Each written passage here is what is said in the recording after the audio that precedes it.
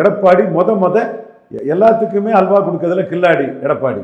விஜய்கிட்ட அல்வா வாங்கி சாப்பிட்டுட்டாரு. அது பெரிய ஒரு வேடிக்கை. ராஜதந்திரி, திறமசாலி.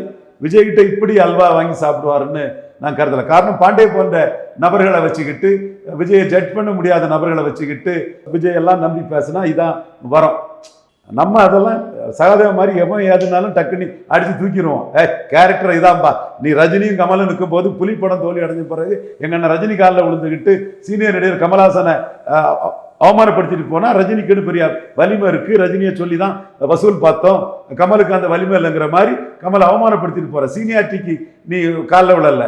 இவனுக்கு ரசிகர் பலம் இருக்கு. அந்த ரசிகர் தனக்கு எதிராக போனதுல புலி அடிபட்டுங்கிற அச்சத்துல போய் காலில் விழுற.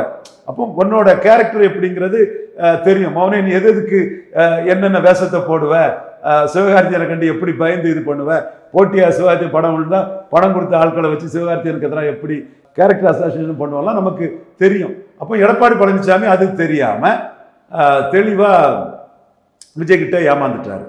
இப்ப விஜய் எடப்பாடி பழனிசாமி ஊழல் கட்சின்னு அடிச்சுட்டாரு, பலகீனமானு அடிச்சுட்டாரு, எல்லாத்துக்கும் மேல பாஜகவுக்கு கூட்டணி கட்சின்னு அடிச்சுட்டாரு. அது உண்மை இல்லை.